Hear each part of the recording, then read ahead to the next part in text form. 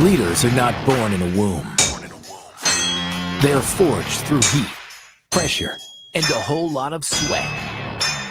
The Fire Forged Leader podcast serves the audience through exploring leadership at work, in the community, and with the family, using a practical perspective and real-life experiences from the host, Steve Baumgartner, and his guests in the Forge. Now, it's time to enter the Forge with the Fire Forged Leader. So talent wins games, but teamwork and intelligence wins championships. It's a famous quote from Michael Jordan. And today, I just want to talk a little bit about, we have a special guest on today, but we're going to be talking about, how as leaders, a lot of times what we do is we want to take all that credit in, and a lot of times it expands our craniums past the point where we can't even walk through doorways anymore. Someone's got to take the Crisco out, rub it all over our earlobes so that they can push us through that doorway. But my guest on today, Victoria King, is something special. She's unique in a way that really sticks out to me. I don't know Victoria very well on a personal level. We've had a few small conversations. I mostly know her from LinkedIn and social media. But the thing is a lot of times on social media, what happens is we always want to sit back and gloat about ourselves, talk about how great we are as leaders, things like that. But Victoria sticks out because I find her not doing that. You'll rarely find a picture of Victoria on LinkedIn. What happens is she's always posting a picture of one of her team members, someone who has done something special, who has gone above or beyond, comes to work every day, and she really sees this power in her team. So she does have a profile picture, but beyond that, the only other pictures that I've ever seen with her is with another human being or with her beautiful daughter. So I know a few more facts about her, but I'm going to step back for a minute and just let you hear from Victoria herself on who she is, where she came from, and then we'll go ahead and pick up the conversation from there. So Victoria, I'm going to go ahead and hand the stage to you. Welcome to the Fire Forge Leader podcast. Thank you so much for having me on your podcast, Steve. It's a pleasure, and I've been following you as well. And I can definitely say with all honesty that you really focus on lifting others up, and that's something I admire deeply about you, because you want to bring the best out in individuals, and that's something we have in common. So as Steve mentioned, I am currently in operations. I run large teams. I have about 268 hourly team members who report to me, as well as 7 direct supervisors. They are the reason why I really enjoy every morning preparing and going into work, because they are very reminiscent of 2 of my core values, which is acts of service and, of course, remaining curious. So those are really highlighted every single morning for me when I have the opportunity to work in large teams and have the opportunity to learn from them.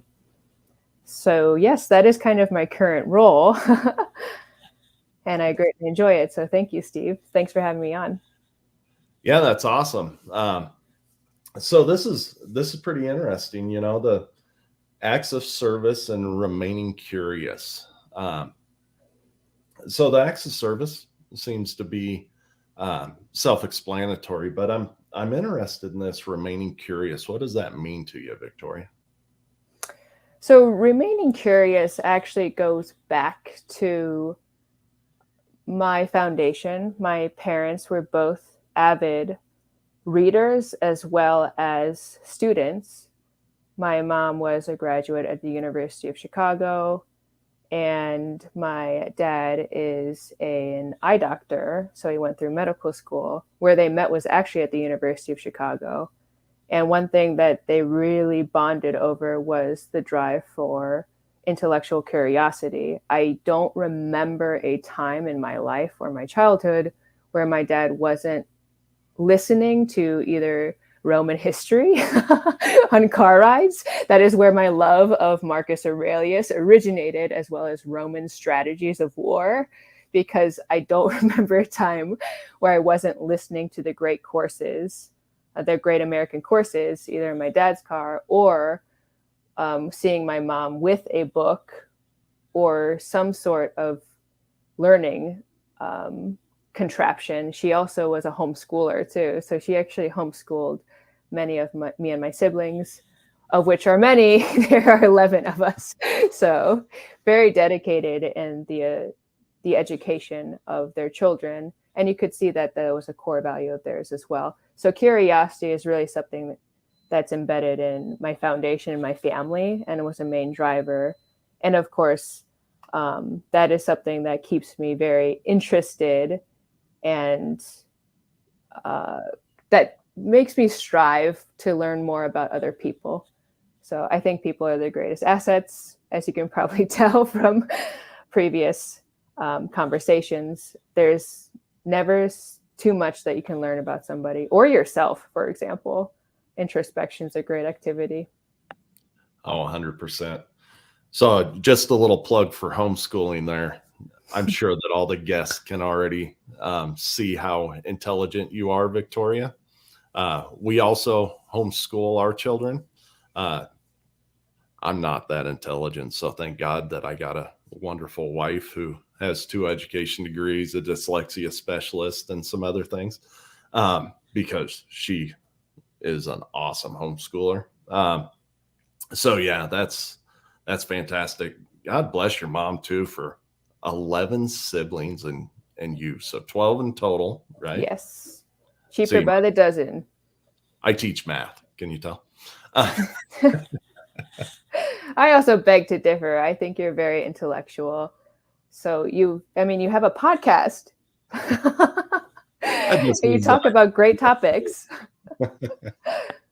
But yeah, homeschooling is absolutely phenomenal. One thing, and I'm going to go a little bit off course here, but one thing that I've really loved since we started homeschooling, we have 8 children ourselves, 5 adults who went to public school, and now we have these 3 little ones that we're homeschooling.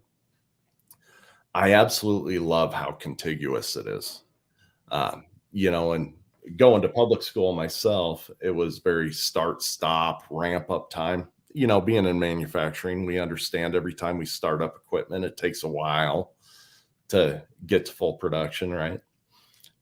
People's minds are the same way. It takes a little while to ramp up and get to that point. And then we want to do that every 50 to 55 minutes in public school. So I love how we can just transfer in and out of different subjects when we're homeschooling, right? We can be at a park. We can talk about science. We can talk about art. We can talk about theology, all these different subjects, and just float in and out of each and every one of them. Was that kind of your experience growing up? Yes, I would also say that one thing you can appreciate is that you get to really hone in on the subject matter. And so if there's something you really want to dive into, like Roman philosophy, for example, and Stoicism, which is something we talked about prior to our podcast, then you can actually take the time to do that.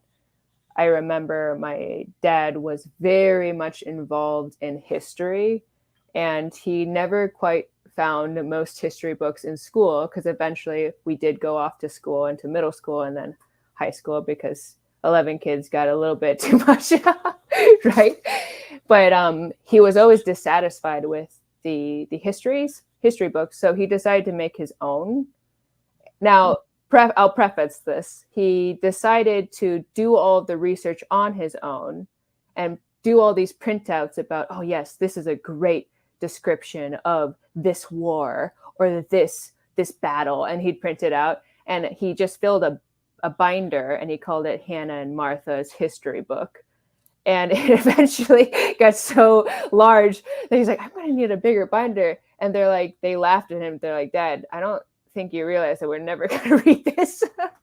So it was a really fun project that he ended up telling them as he was building this book. But at that point in time, it became a bonding activity more than anything between him and his daughters, and his great love of learning. So I would also imagine that throughout that, uh, so there's a lot of different ways to come at different subjects, right? We know it in industry as well as in homeschooling, right? That not everybody learns or adapts to their situation the same way. So, those different stories coming at it from a different angle. Uh, of course, I always grew up in the Midwest, and the Midwest history was what I understood. But we took a trip down to Mississippi and Alabama, and we got to hear history from a totally different perspective, right? Um, Rather than the North, um, everything's perfect. This is how everything went. We got to listen to a different angle of it, and we got to learn about some different points in history that we had never heard about before. But, anyways, I go off on tangents sometimes. I'm sorry. I appreciate it. Keep doing it. But I probably learned more about history in that trip, and it got me more interested than just learning about the perfect history. Would you say that would? Yes. Yeah, and you're right. You're right about how I think there's a uniqueness about storytelling that really sticks with you because there is usually emotion behind the storyteller that can be very poignant and that can stick with you, and you can remember, wow, like he correctly displayed the feelings of that time, of that war song, for example, or that battle, and how it, and then it's a lot more symbolic when you're on the grounds as well. So if you went to that battlefield, I'm not sure where you were at that point in time, but if you're maybe even on the site itself, I mean, when you're that connected to history, it's almost like organoleptic, right? Organoleptic inspections, yay, meat industry.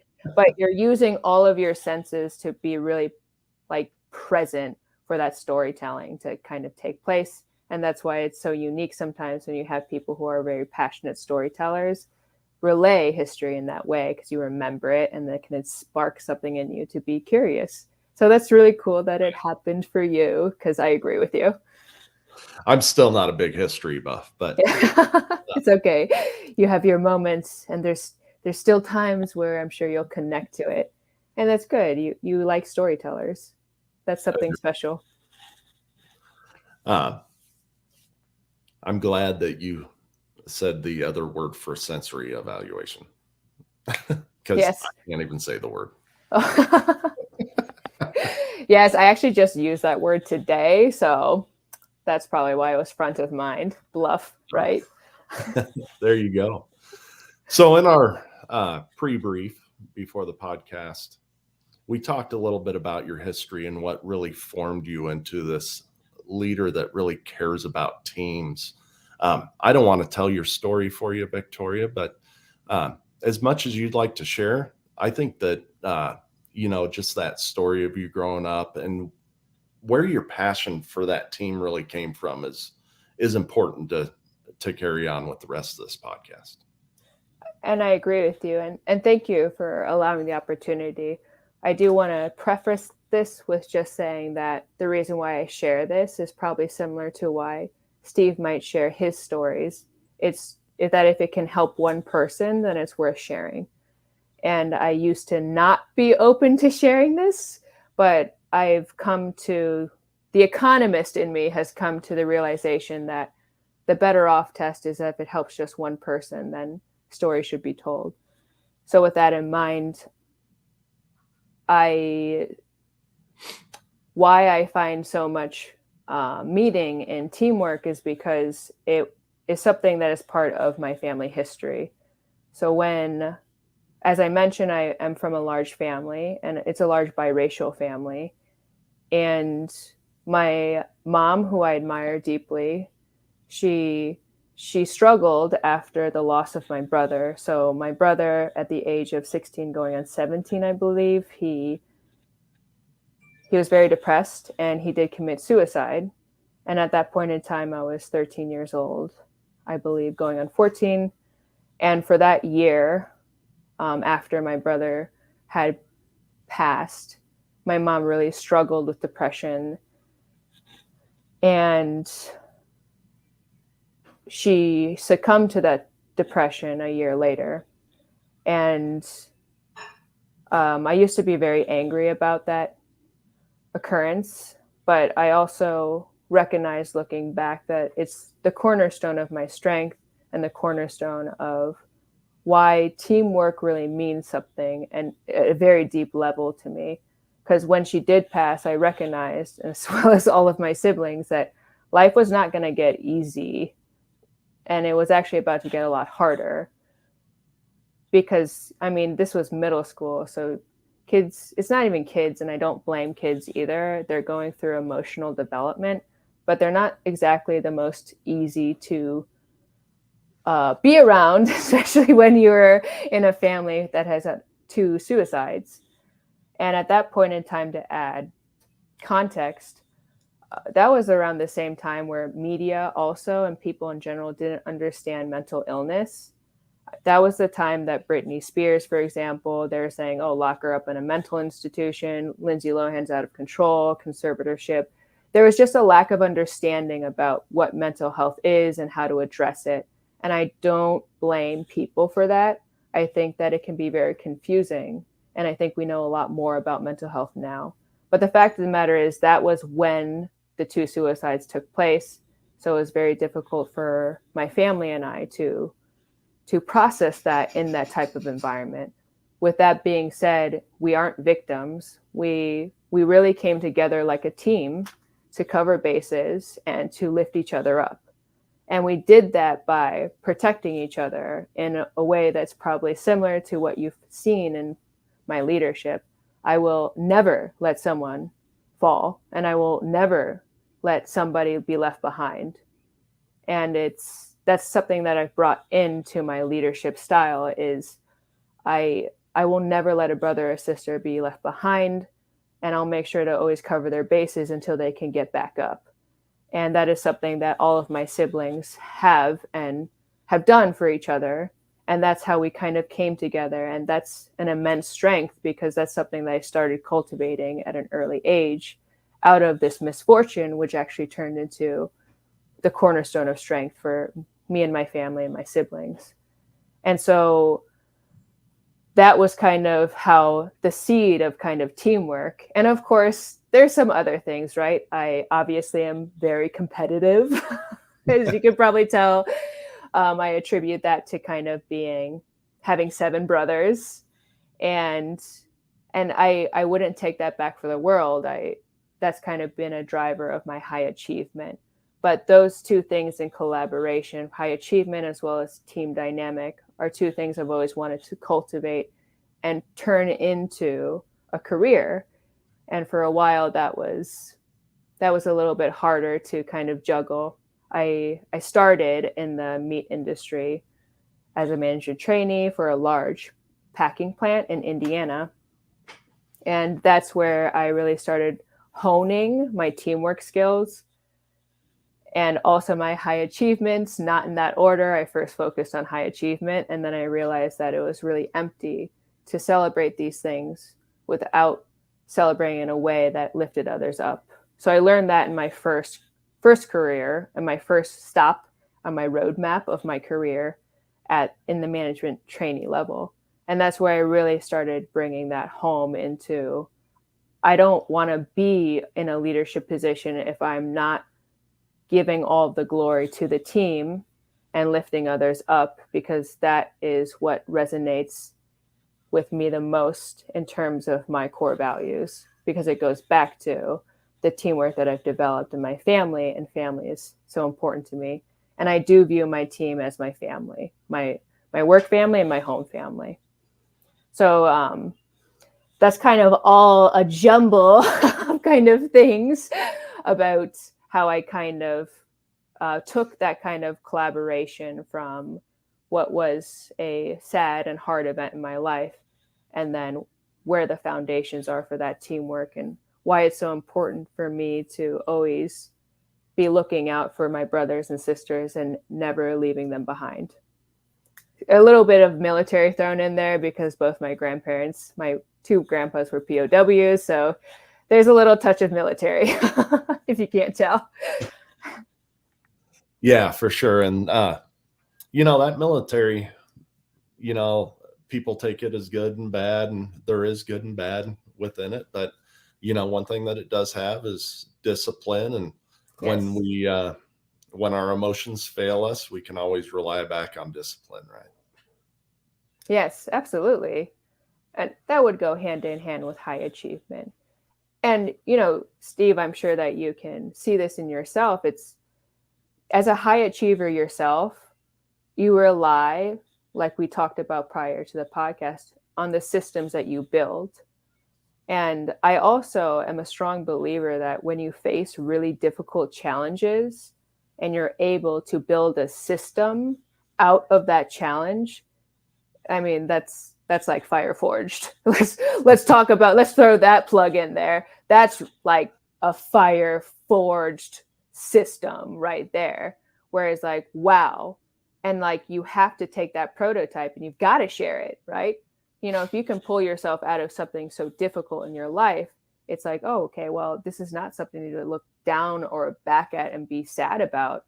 This is something that you can pay it forward to others and tell them, I've struggled and this is the system that helped me pull out. And it was through teamwork. A lot of people sometimes, I think there's a lot of mixed messaging about how you should pull yourself out of struggle, especially nowadays with all this information. But I truly believe that the best remedy for pulling yourself out of a deep depression, for example, like myself, is by service, by acts of service, by paying it forward and by looking out for your brothers and sisters and not expecting anything in return. It's like it, and I don't want to speak for you, but it's like that drive. That's the only thing that's really helped pull me out of my deepest depressions. So, because I have a proclivity for depression, as one might probably suspect, it's kind of in my family history, but it's hard sometimes. But that's what gets me out of bed, because if I didn't rely on serving my team or being there for my home team, my family, it'd be very hard for me to get out of bed. But that's also why I rely on my system of discipline, where it's like, well, you don't want to, but you have to, so do it. Okay. That's the debate, sometimes I have with myself. So within that, right, you talk a lot about the teamwork, in your family and then in the workplace. And I guess my question is I'm just going to go ahead and bull in a china shop here, but Do it. today's world is weak, right? It is very, very weak. We want to pat people on the back, give them participation trophies. We want to do a lot of things rather than address problems. What I believe I heard in there, and I don't know if you said it directly, is that your family came together to, I don't know if deal with the issue, face the issue, and then figure out how you could use each other to lift yourselves out of that despair. And I would say that would be similar to the workplace as well, that if you ignore issues, they're going to get bigger, right? My dad always said, and I'm going to cuss a little bit, but he said, if you don't deal with shit, shit's going to deal with you, son. I like that. And so I think there's a lot of truth in that. And in the workplace, a lot of times we want to, pat them on the back and, oh, it's okay. We messed this up. We'll do better tomorrow. But if you have a strong team, you can also face that adversity and make it better in the long run. So Yes. Long way around that question, but did I hear that right? Yes. And you are correct. I don't think that people appreciate, I don't want to speak for others, but I don't appreciate. It's like, if I need to work on something, I don't actually care about how you deliver it. I need to work on it. And that's also why I think it's important for open and honest discussions to happen amongst teams where they can face each other and understand that in this time and in this space, you are allowed to share your thoughts and opinions with the rest of the leadership. And this is kind of contained to direct supervision, for example, and myself. But I open it up for that. whether that's feedback from me or feedback to each other, because ultimately it's like, this is a safe space that you, and I don't like that term safe space, but I like the ability to say what you need to say as to not cause that catastrophic blow up later, right? It's like, let's root it out now before it becomes something that is festering and way worse. It's a splinter right now. Let's extract the splinter. It's a little uncomfortable, but it's better to actually discuss that now, right here, facing each other, and then get it off your chest. And that's actually proved to be a really fruitful endeavor with my leadership team, is that we meet once a week to make sure that we hash out any differences, cross shift, and like parallel with each other. So that way we can always be high functioning. Because it's the little things that sometimes get in the way, and you don't want it to become a bigger thing or snowball into something worse. That's a good point. And I think we lack that in a lot of management teams throughout every industry, not just in the company you work for. But there's a lot of power in that. I'm involved with a couple men's groups, and the one that I lead, we have that power where we can, call each other out. I remember one gentleman one time, I was working on my diet, and I think it was probably me and my wife's anniversary or a date night or whatever. And, of course I had cake, and, it took me off from my plan. And he goes, Steve, why in the hell do you think when you're celebrating that you need to eat crap? Right. And it was a simple question, but it, knocked me off my high horse of, well, I can fail my plan because it's my anniversary. Right. But just that honesty is very important. But we lack it everywhere. So how do you really foster that within your team? Because it's one thing to say, yeah, it's an open door, but it's another thing to not fire back or actually have people feel like it's an open door. That is a great question. I think first, I'll just walk you through, because this is not the first time I've facilitated what I call Rumble meetings. That is not my own term. That is from Brene Brown. She's a famous researcher, but she kind of came up with the term of Rumble meeting, where people can just say what they need to say, right? Just say it. And like, it doesn't matter. You just need to get it off your chest and say it in your leadership team. And so sometimes you have to like facilitate that. So for example, it's like at your own expense. A lot of times you have to be like, I'm going to start this off, right, in a way that's open, right, where it's like, let me talk about what I'm working on and what I need to do better. And that's not, by the way, fishing for anything. That is just stating the obvious, to put it directly on the table and say, yeah, I dropped the ball on this. I need to be more involved, and I need to do X, Y, and Z. And that's something I'll be working on. And here's the action that I'll be doing, right? And that hasn't happened in a little bit, because normally that's kind of starter Rumble meeting, because sometimes you just have to use your own self in a very humble way to be like, this is what I need to do better, so that people feel like, oh, well, if you're doing it, okay, well, if you could do it, then fine, we'll go ahead and or they like to add on, yeah, that's true. I was like, that would just be like, oh, what you just described about yourself, I'm glad you brought that up.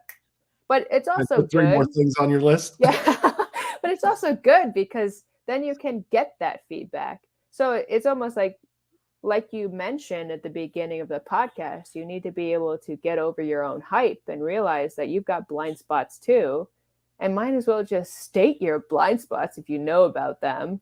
And that way you can open the forum to others to feel more comfortable. Okay, well, if you led the way, let's go ahead, and this is what we need to work on, or this is something we need to resolve.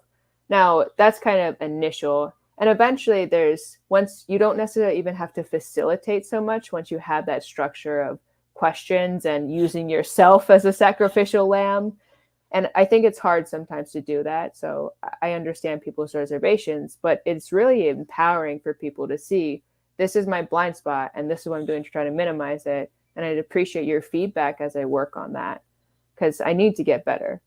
And then they can help each other out. And then as it evolves, because this is like a year-long project, let's face it, at the 6-month mark, you might actually see people just not needing any sort of facilitating questions or framework. They're just automatically resolving some of their things naturally or wanting to resolve it with their co-parts. Now, if you do see something where there's something cropping up between your leaders that is becoming an issue, sometimes I will plant somebody, right, to go ahead and, hey, I think that you do need to discuss this in the Rumble so that you can resolve it because it affects the whole team and everyone can see it.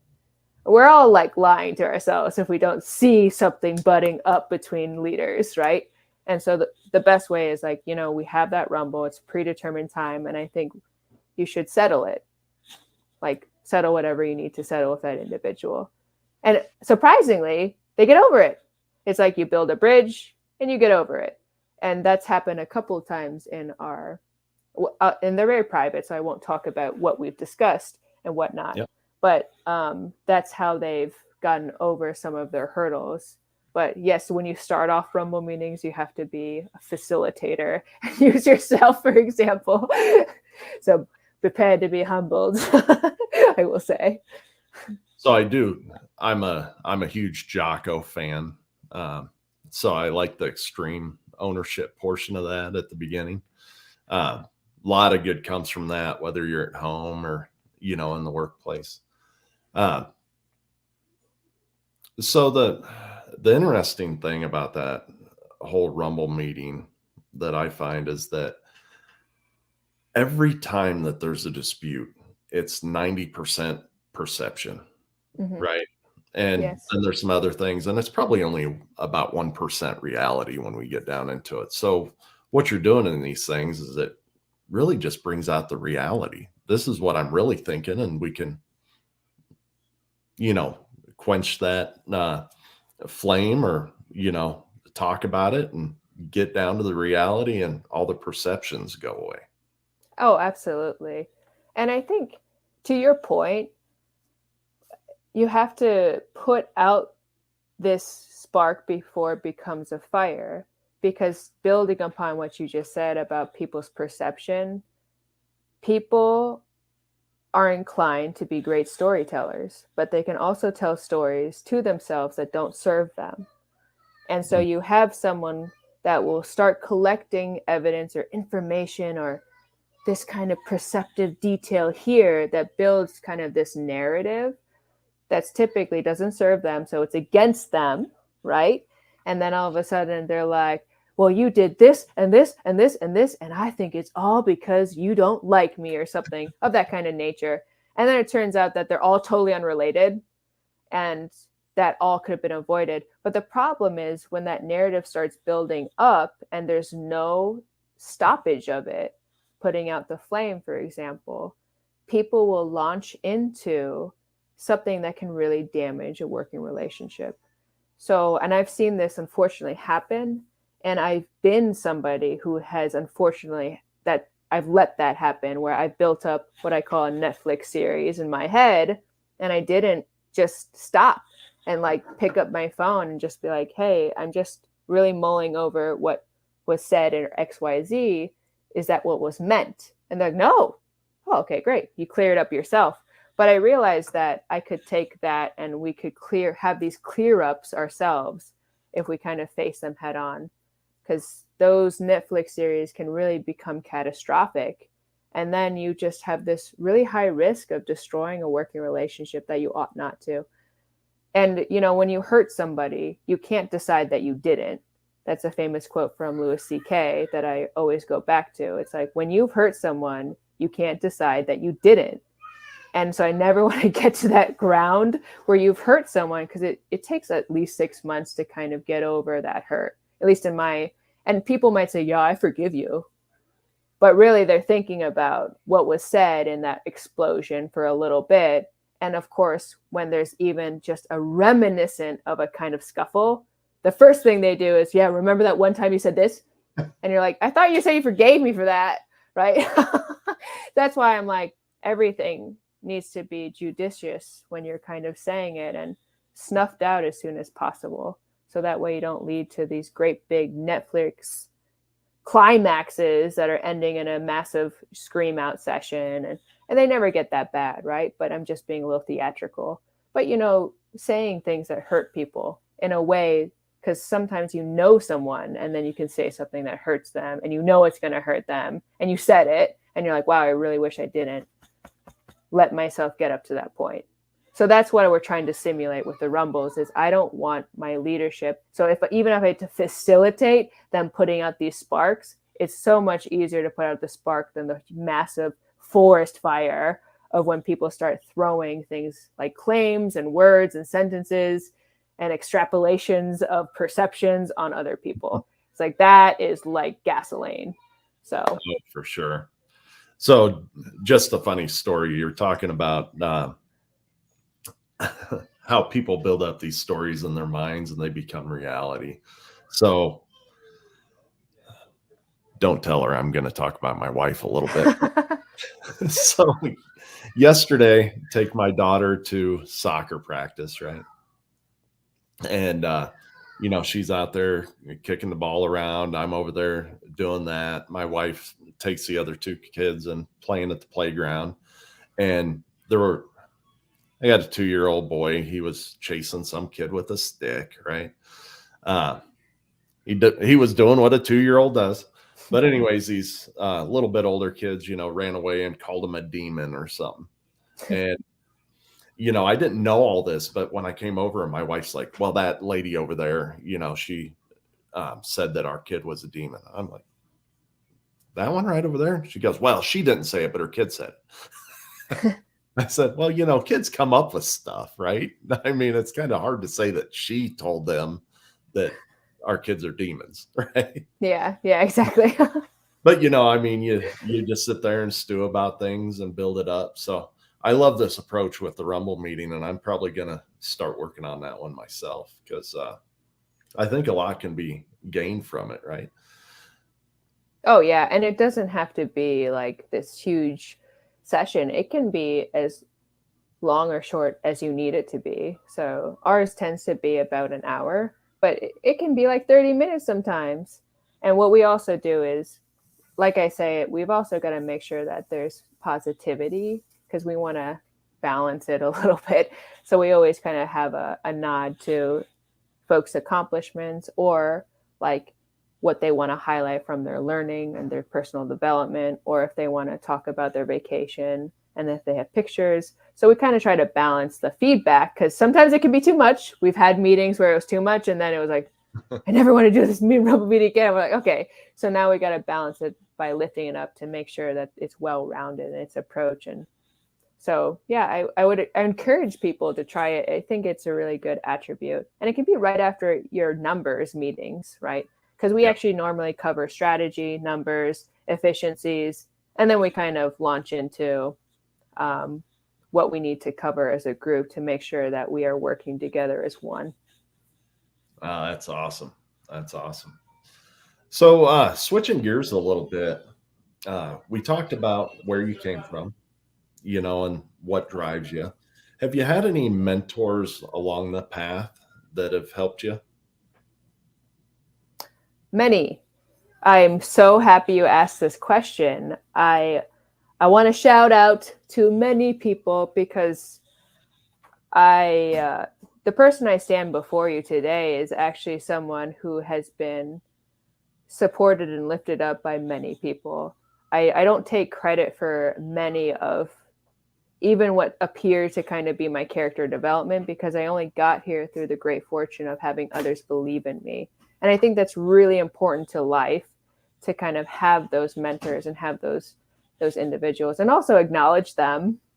So first and foremost, my parents, I love them. So I've got two moms. I have the fortune of having two mothers, both of whom I love. And of course, my father. My father did remarried and she is my mother too. And then my aunt, of course, she came in when I really needed some assistance, and I was struggling as a teenager. So she helped out a lot. Actually, all three of my aunts. And of course, my one major mentor was Amy Walsh. She was my advisor in school. I'm sure lots of people have someone in school. But what was really special about this mentor was that she actually stood up for me when the administration of my school was, like I mentioned, mental health was not understood the time that I was growing up, where these suicides happened in my family. And the kids I actually went to school with, they pitied me, which I couldn't stand. Like, I can't stand pity. But for the most part, they're actually pretty nice, the kids. It was actually the parents and the administration that I struggled more with, in terms of hearing some of the things that they were kind of saying about our family and stuff. And that was really hard. And I also don't blame them, because mental health is hard. It was hard to understand at the time. But for example, there was a family who said that they didn't want any of their parents, this was driven by their mom, didn't want any of her kids hanging out with any of our family members. And did I lose you? Oh, okay. Yeah, I'm still. That was hard, because one of them was in a relationship with my sister, and another one was my. So that was interesting. But again, like I said, I have a lot more compassion looking back about those types of situations, because I just don't think that it was fully understood or grasped. And maybe they're worried about social contagion. Maybe they just didn't want to risk potentially their. And I can see that, right? I understand that depression is difficult to understand.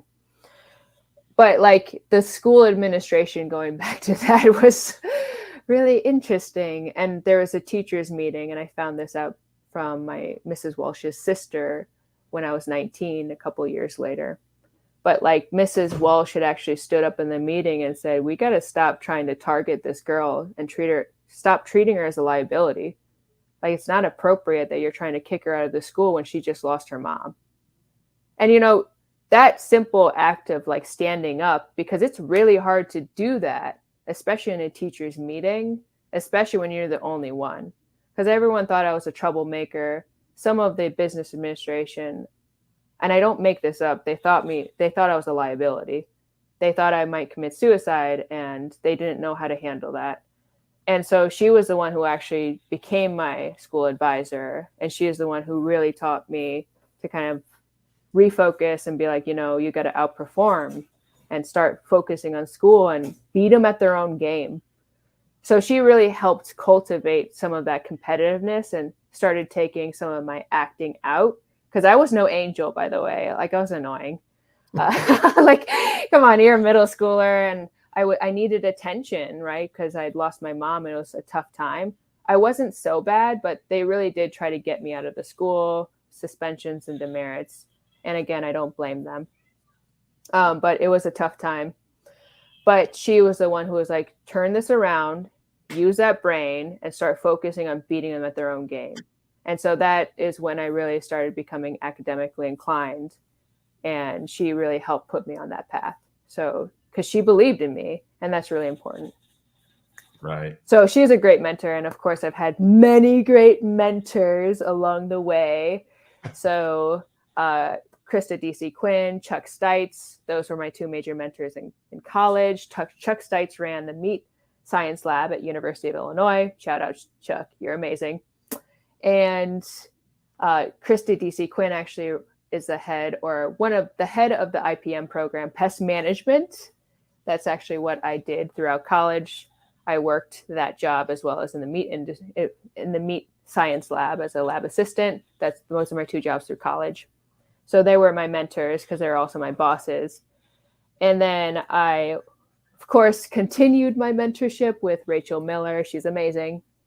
I'll have to make sure to share this podcast with all these folks too, by the way. I shouted you out. She taught me systems management in FSQA. her and Claudia and Rhonda Grimm taught me systems management, and Jeff Laird, shout out. He's a sharpshooter. Always appreciated it. He also reminds me of one of my brothers, which sometimes I got so annoyed with him because I'm like, oh, you remind me so much of Ben. Oh, but you're right? Like, you know, it's like when they say it in a way and they're right, and you're like, gosh, you're right though. And of course, Randy Dullenhouse is my current mentor in operations, and Jared Johnston's really great. He's our general manager at Des Moines. He taught me at the Sow Hedge, which was a really interesting financial device that we use in our specific business. But I won't go into all those details. I just wanted to recognize these folks as they've been really good. Mark Chase has been a mentor who's assisted me in the next level in my superintendent position. And Tony Kenworthy, wow, great. He taught me about the harvest floor and everything to know about that. He knows some really weird facts, by the way. He's like a solid old schooler. And then Simon Garcia taught me about hot boning, and James Davis taught me about ham boning, everything I know. And so shout out to those amazing individuals who I have the great fortune of still working side by side and collaborating with. And I continuously am learning from my team currently. So all 7 directs, they've played a major impact on my life. Devin Davis has really helped me understand shipping. Same with Andreas. They're both my shipping supervisors. And then Jamal has taught me a lot about just like throughput. Holy crap. Like, I'm like, whoa, like what, as soon as he onboarded onto our team, boom, 5% up. I'm like, what did you do? What did you do at this other company we got you from? It's really impressive. I've already mentioned James Davis, who taught me everything to know about ham boning. Dale Cantangoli, he has taught me a lot about team dynamics and understanding different perspectives. He's actually helped soften my approach too. I'm a very direct individual, and he's taught me how to soften a little bit. So he's a great joy to have on our team. Vincent and Craig Brown are 2 B shifters, and Craig Brown he can sniff out yields, that's for sure. This guy, I swear, if you want to increase your yields in any operations, put Craig Brown on it. Like, he'll find the yields. It's a running joke, but it's kind of known in our whole facility. And Vincent is our newest leader in ham boning B shift, and he's really shining in terms of his specificity and the calmness he brings, because you need that yin and yang with like directness, and then the calm being like, wait, let's be a little more conscientious about this. Let's be a little bit more calm. So those are kind of the team dynamics that I have the great fortune of being in, and they're a really big inspiration. So I would consider my whole team, because I learn so much from them on a daily basis, and it really adds a lot to my whole leadership style, to be honest. So they are mentors to me in a way, especially James Davis, who's helped me with the foundation of ham boning. So that's a long list. But awesome. Shout out to all of those folks. That's awesome. A couple of those people I've known for quite a while. Randy, I've known probably for 15, 20 years. Jeff Laird, I actually worked with at least in 2 plants, maybe even 3. At least 2. Yeah, so a lot of those people I actually know, so that was pretty interesting. But so overall, it shows how much you look to other people, right? You're not looking to your own success. You're looking to everybody around you and learning all that you can, and helping everybody achieve their goals, and just really that teamwork shines through even with all those shout outs. Yeah, so sorry for taking over your podcast to basically be like, let me go ahead and shout it for the rooftops about how great these individuals are. Randy, for example, so Randy, I actually had the opportunity to hear about Randy through his cousin, Ryan. And by the way, this was when I was new to Smithfield, so we were acquired scratch that from the record, some protein company. But we were acquired by that protein company in 2017. And I just remember being like, who's like this? I didn't know any of the legacies or some of the legends. And I say that in a positive way. There's so many great experts. Like I just had the opportunity to work with Bruce at Monmouth. Wow. Talk about systems management. Yep. And it was, so I had heard from his cousin about how he really helped out in a very specific family situation. And I was like, wow, like, he sounds like a really great guy. Who's this Randy guy? Because I really like his cousin too. And then I actually had the opportunity to see him as he presented really stellar feedback to FSQA. And I was like, who's this ops guy? Like, look, the room, he's giving feedback and they're accepting it. Who is this individual? And it's like, oh, it's Randy. And so from the personal and then the expertise, you can really just see that he's such a robust individual in terms of how he approaches situations wholeheartedly. So I was really impressed with him. So I'm really fortunate that he allows me to be his mentee.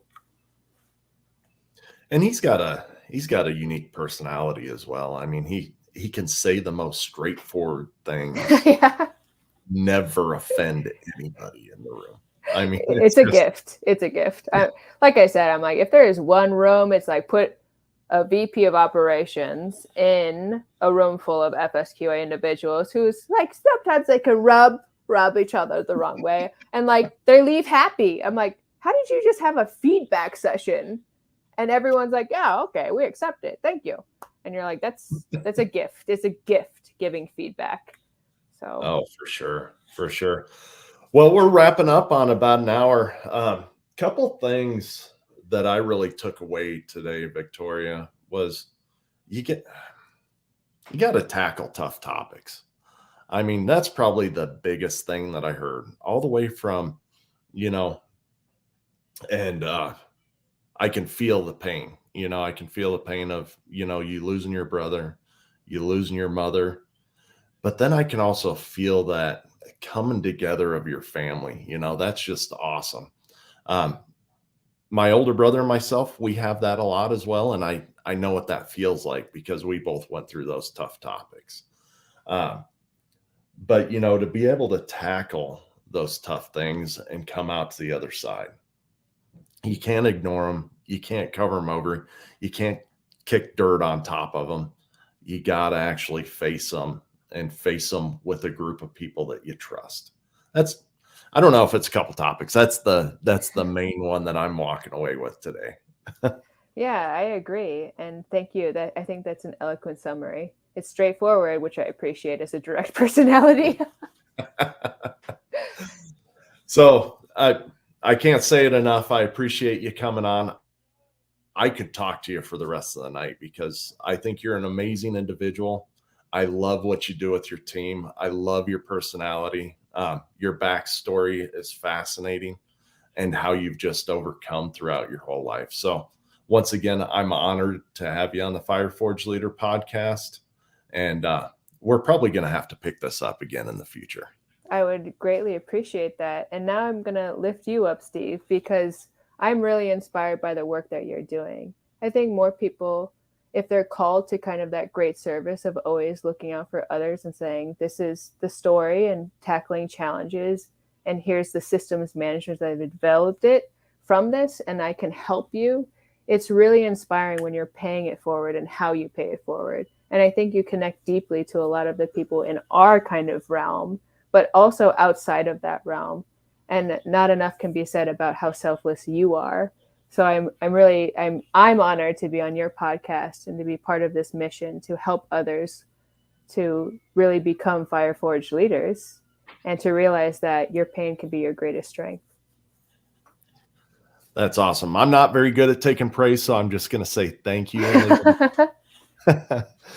So before we head out today, I'm sure that the listeners have gained something out of this. I would suggest that you listen to it at least a second time because there's a lot of meat in this interview today. But if you really appreciate what you heard here, I implore you to leave a rating and a review on this podcast It helps us rank up in the charts so that we can get out there to more listeners. You know, Victoria shared her story. I've had other guests that have shared theirs. You know, you have to listen to me every now and again to get to those really good interviews, but really just keep on coming back. Every time we learn something new, I'm probably going to repeat a couple different things over time because I learn as I go, and I just want to share them with you as I'm learning. So with that, I'm going to just draw this to a close and go out there and lead with intent, people. Thank you for joining. You have just experienced the heat and pressure of the forge. Remember, words without action are meaningless. Now, after the heat of the forge, shape your thoughts, quench your brain, then put your new tools to use, adding to your leadership. Tune in next week for more lessons from the forge.